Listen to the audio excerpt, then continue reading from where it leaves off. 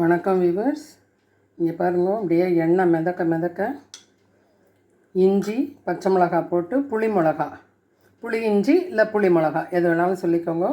ரெண்டும் ஈக்குவல் ரேஷியோவில் தான் போட்டு பண்ணியிருக்கேன். மோர் சாதத்துக்கு, தயிர் சாதத்துக்கு அல்டிமேட் பிக்கிள் இது எப்படி செய்கிறதுன்னு பார்க்கலாம் வாங்க.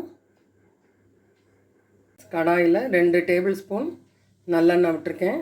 இப்போ பாருங்கள், நம்ம இஞ்சி வாங்கும்போது சில சமயம் குருத்து இஞ்சியாக இது மாதிரி கிடைக்கும். இது மாதிரி நார் ஜாஸ்தி இல்லாமல் கிடைக்கும்போது இது மாதிரி நம்ம பொடியாக நறுக்கி வச்சுட்டோம்னா புளி இஞ்சி பண்ணலாம்.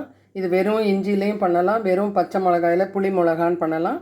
நான் 2மா சேர்த்து பண்ணுறேன். கொஞ்சமாக மிளகா கட் பண்ணி வச்சுருக்கேன், கொஞ்சமாக இஞ்சி நறுக்கி வச்சுருக்கேன்.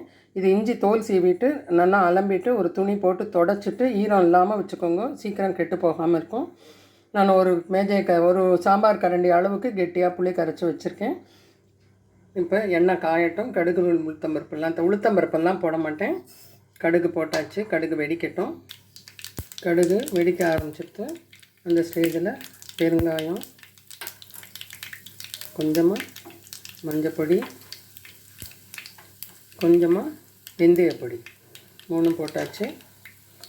3ஐயும் எண்ணெயில் மிக்ஸ் பண்ணிவிடுவோம். ரொம்ப தீயை விட்டுறக்கூடாது. நான் எந்த பருப்பும் நான் போடலை. இது ஒரு மணம் வந்துட்டுருக்கு. இப்போ நம்ம கருவேப்பிலையை போட்டுடலாம்.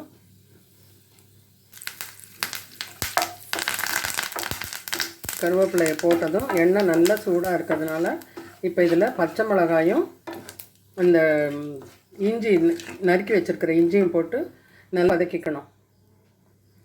மூடி போட்டும் வச்சுக்கலாம், திறந்தையும் வச்சுக்கலாம்.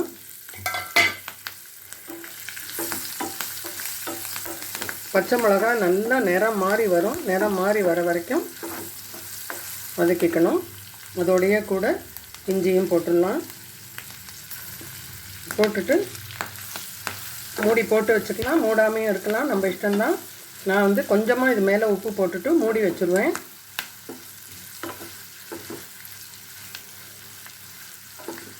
இந்த மாதிரி சமயத்தில் தான் நல்லா வதங்கினதுக்கப்புறம் நமக்கு தேவைன்னா இன்னும் கொஞ்சம் எண்ணெய் விட்டுக்கலாம்.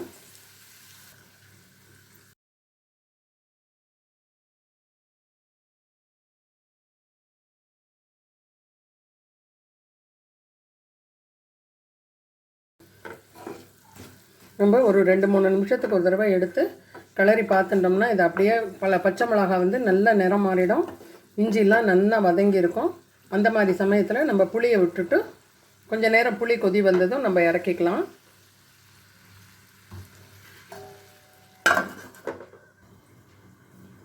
கொஞ்சம் நேரம் ஆயிருக்கு, நம்ம திறந்து பார்க்கலாம். பாருங்க, நல்ல க்ரீனாக இந்த மிளகா கொஞ்சம் மாறி இருக்குது. இன்னும் கூட மாறணும். இன்னும் நல்லா கலர் மாறி வரணும். நல்லா கலர் மாறும்போது நம்ம புளி விட்டுக்கலாம். புளி பட்டுதுன்னா சில சமயம் மிளகா நல்லா வதங்காது. நல்லா வதங்கட்டும். இப்பயும் மூடியே வச்சிடலாம். சிம்மிலேயே இருக்கட்டும். பார்த்தீங்களா, மிளகா எந்த அளவுக்கு கலர் மாறி எடுத்து பாருங்க. இப்படி பண்ண இஞ்சிலாம் நல்லா மசியிறது பாருங்க. மசியணும், நல்லா மசிகிற அளவுக்கு வெந்திருக்கணும்.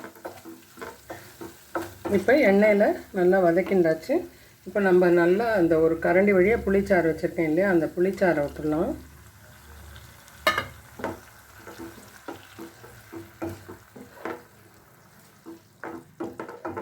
புளிச்சாறில் புளி பச்சை வாசனை போகணும். அந்த அளவுக்கு கொதிக்கணும். கொதிக்கட்டும். மூடணுங்கிறதில்ல, அப்படியே திறந்தே இருக்கலாம். பாருங்க, நல்லா வெந்துட்டு நல்லா பச்சை மிளகா ஃபுல்லாக கலர் மாறியாச்சு. பார்த்தாலே நம்ம கிழிஞ்சுண்டு நல்லா வெந்துடுத்து. பாருங்க, நல்லா வெந்துடுத்து. இப்போ நான் இதில் ஒரு இவ்வளோண்டு வெல்லம் மட்டும் போட்டிருக்கேன். அது வெல்லம் ஆப்ஷனல் தான். உங்களுக்கு பிடிக்கும்னா போட்டுக்கலாம், இல்லைன்னா வேண்டாம். அது போடும்போது வீடியோ எடுக்க வரல, மறந்துட்டேன். அவ்வளோதான். பாருங்க, இப்போ நல்லா புளி கரைசலும் சேர்ந்துட்டு வெந்துட்டு சூப்பராக வந்திருக்கு. இது மாதிரி எண்ணெய் மிதந்துட்டு இருந்தால் தான் இது சூப்பராக இருக்கும். நல்லாயிருக்கும். இதே நம்ம வந்து இதே பச்சை மிளகா இஞ்சியாக அரைச்சும் பண்ணலாம், அது நம்ம இஷ்டம்தான். இல்லை பாதி அரைச்சி பாதி இது மாதிரி பண்ணாலும் அது ஒரு மாதிரி டேஸ்ட்டாக இருக்கும், நம்ம இஷ்டம்தான். மிளகா மட்டும் தனியாக பண்ணலாம், இஞ்சி மட்டும் தனியாக பண்ணலாம், நம்ம இஷ்டம்தான். இப்போ பச்சை மிளகா புளி மிளகா இஞ்சி அப்படின்னு பண்ணிட்டேன்.